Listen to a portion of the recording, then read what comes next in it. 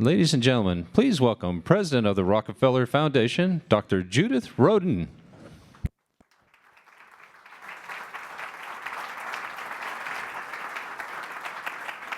Hello, everyone. Good morning. I'm so delighted to welcome you to the Rockefeller Foundation's Innovation Forum.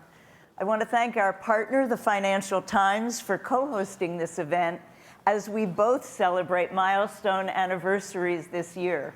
100 years for the Rockefeller Foundation and 125 years for the Financial Times.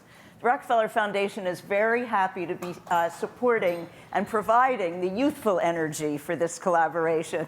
We're joined today by an extraordinary group of leaders from government, from business and academia, nonprofit sectors, as well as many urban planners, architects, and engineers. If you were hoping that that would be the beginning of a bad joke, because you are in luck, because I actually heard one the other day. An urban planner, an architect, and an engineer are headed to the guillotine for crimes that are not made explicit. The doctor goes first, but the blade stops an inch from his neck. Thinking they had witnessed a true miracle, the crowd begs for the doctor to be released. They set him free. The architect is next. And again, the blade whirs downward, only to stop within an inch of her life. The crowd again cries for her release, and she also goes free. The engineer approaches the scaffold, points a finger upward, and matter-of-factly tells the executioner, "I see your problem, there's a knot in the rope." Well, we promise no engineers will be done in over the course of today. But seriously, the Rockefeller Foundation is so excited to host this Innovation Forum, which is our third. We have a couple of reasons. The first is that the curtains are closing on our centennial year, and this in many ways is our last hurrah before the big 101. I can think of no better way to close out a year that we've celebrated under the banner of innovation for the next 100 years than with an event that's dedicated to that sentiment. A second reason for our enthusiasm: we'll be announcing the first round of winners of our 100 Resilient Cities Centennial Challenge and welcoming 33 cities into our global efforts to build urban resilience around the world. I'll keep you in suspense for just a few minutes longer. First, I'd like to explain why it is that we've combined a forum on innovation with this announcement focused on resilience. And it will also provide some context for the sessions to come. The themes of innovation and resilience, which we define as the ability of a city to prepare for, to withstand, and to bounce back rapidly and effectively from shocks and stresses, are inextricably linked. At their most basic level, the capacity for innovation and for resilience require the same ingredients. They require flexibility, options for learning and sensing, and the ability to change course when something isn't quite working well. But these abilities and competencies also reinforce and renew one another. Indeed, the capacity for continuous innovation is a core characteristic of any city that is able to rebound effectively in the face of disaster. And innovation, in turn, leads to more cost-effective and responsive solutions. Cities are in many ways petri dishes for innovation, in good part because they've had little other choice. But the 20th century solutions to urban problems, those that emerged when the Rockefeller Foundation helped to spark the field of urban planning in the mid-1960s, may simply no longer apply. Around the world, the majority of the world's population, the majority of the world's environmental impacts, economic expansion, and intellectual pursuits are growing exponentially in cities, putting strains on infrastructure, increasing inequality, and generating more pollution, challenges that cities will need to find new ways of addressing. Compounding these challenges is the reality that nearly every day there is a shock to a city somewhere in the world. This is the new normal. And these shocks and stresses will only escalate in intensity. By 2050, nearly 3/4 of the people in the world will live in cities, many of them on river deltas and coasts. Flooding is among the most prevalent threats for cities globally, posing a threat to approximately 380 million people worldwide. In fact, the World Bank predicts that large coastal cities could face combined annual losses of $1 trillion due to disasters by mid-century. These impacts are even more disturbing in places that are reliant on development aid. 85% of global fatalities from disasters occur in low or low to middle income countries. What's more, according to the World Bank, as much as 1 in every $3 spent on development in the last 30 years has been effectively lost to disasters and crises. That's 1 in every $3.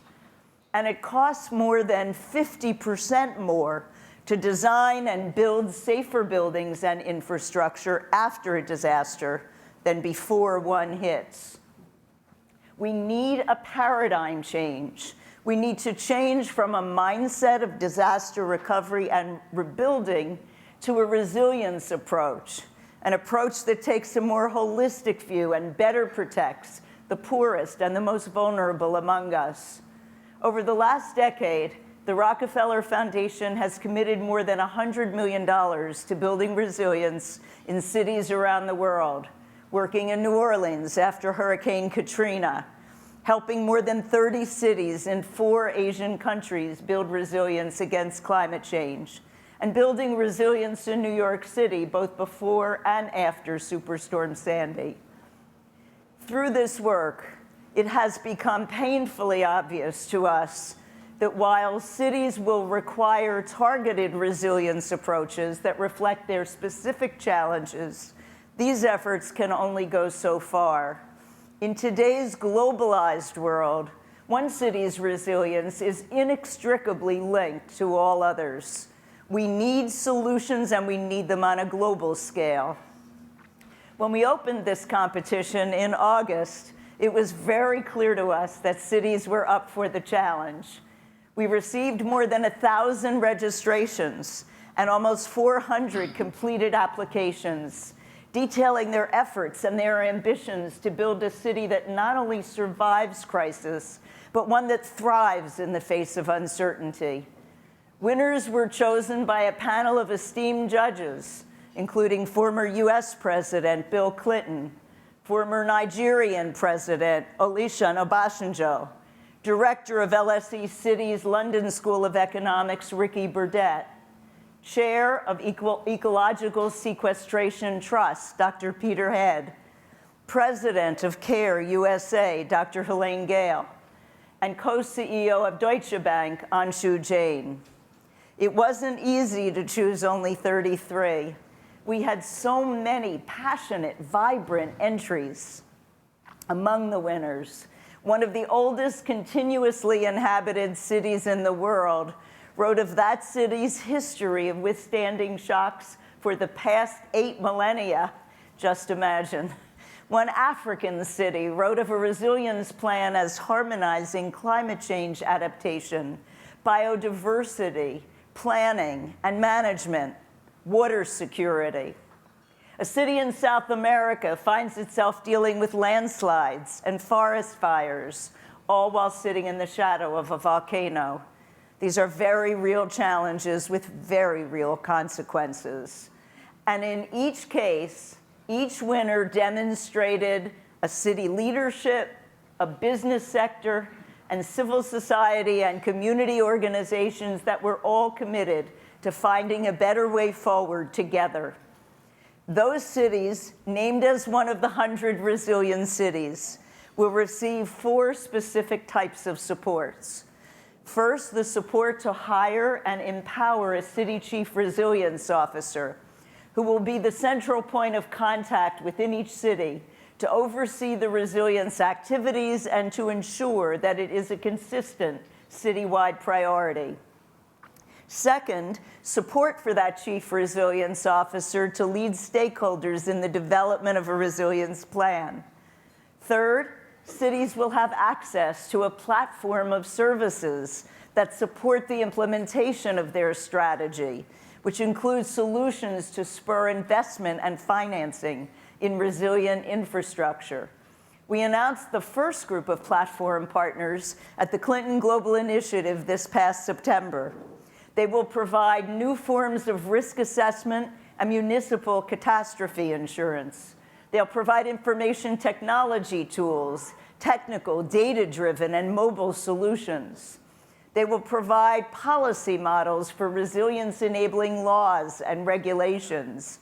They will provide resilience land use planning and infrastructure planning, and access to resilience infrastructure financing. And finally, membership in the 100 Resilient Cities Network, so that these cities can share what works. They will spotlight successes, and they will advance both global and regional dialogues on urban resilience. Many of these cities, as you hear their names, will seem like unlikely partners. But the network gives cities of all sizes, of all economies, all religious textures, a common platform to collaborate, a new way to share knowledge, and a better way to engage in mutual experience and mutual learning. We have three main goals for this effort. Most immediately, we aim to help cities achieve what we call the resilience dividend. Simply put, this means helping cities to create and to implement a plan that enables them to rebound faster from disasters while also spurring economic development, job creation, environmental sustainability, and social cohesion. As cities continue to face budgetary constraints, it's important that they're investing in the kinds of projects that produce multiple wins, and a resilience framework enables them to do just that. Our second goal is to use the 100 Resilient Cities platform to make resilience a key economic development lever. It should be a tool that cities use to market themselves, just as they might livability scores or transportation investments. Approaching resilience as a lever for economic development also means building a more resilient economic system. This means protecting the assets of each city's economic engines. And it also means helping them to diversify their economy and create new kinds of jobs for the future. Our third goal is to catalyze a marketplace to provide a, if you will, two-way distribution channel for resilient innovation and resilient technologies. As the demand for resilience-building strategies increases, so will the need for services and products that help cities achieve their goals. One area has already reaped the benefits of this. The Netherlands, after centuries of flooding, has recently seen their expertise in high demand around the world. Recently, Fast Company anointed them the biggest exporter of resilience in the world. And you will see one city from the Netherlands in this group. Companies have already caught on to their successes, creating tools and services that will help cities enhance their own resilience. We have a number of illustrative examples for you today, from companies such as IBM and Dow and the display technology that goes into MIT's incredible collapsible car. The resilience innovation in the MIT car actually isn't the car itself, but it's social manufacturing. Rather than be assembled in centralized plants, the car will be built through a process of distributed manufacturing and assembly. It'll be unique to the market where it's sold, and it will use local, medium, and small enterprise and cooperatives. Other innovations might be in financing. For example, here in New York City, the Metropolitan Transit Authority has issued a $125 million catastrophe bond through its reinsurance broker that could cover some of the costs from a rainstorm or a hurricane, a first-in-the-nation innovation. These bonds are unique in that they only pay out if certain predetermined conditions are met. For example, if the wind reaches a certain speed or if a storm surge reaches a certain level. For some cities, the application of the resilience frame is actually the real innovation. I have a feeling there are so many innovative ideas waiting to be unleashed in this room. We have a unique opportunity today to get outside of our silos, to cross-fertilize ideas. And so I encourage you, ask questions, probe ideas, challenge one another to find the non-obvious connections and draw out insights, map new ways of working together in your own organizations or across sectors. But first, I now have the privilege to announce the first group of winners in our 100 Resilient Cities Challenge.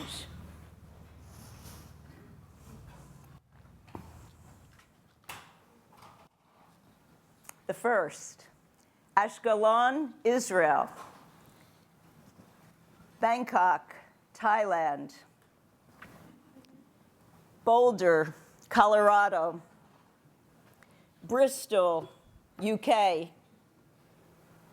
Byblos, Lebanon. Christchurch, New Zealand. Dakar, Senegal. Da Nang, Vietnam. Durban, South Africa. El Paso, Texas. Glasgow, the UK. Jacksonville, Florida. Los Angeles, California. Mandalay, Myanmar. Medellin, Colombia. Melbourne, Australia. Mexico City, Mexico. New Orleans, Louisiana. New York City. Norfolk, Virginia. Porto Alegre, Brazil. Quito, Ecuador. Ramallah, Palestine. Rio de Janeiro, Brazil. Rome, Italy.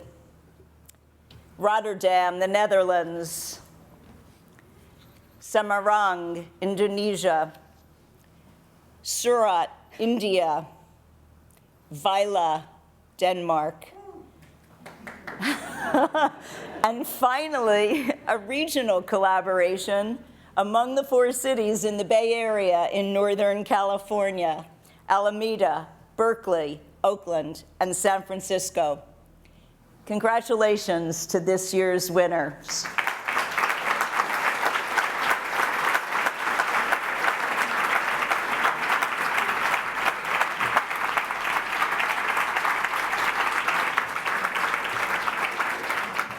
Six continents. We'll be announcing additional cohorts until we reach 100. And by that time, these cities will have had several workshops under their belt, and the chief resilience officers will be off and running.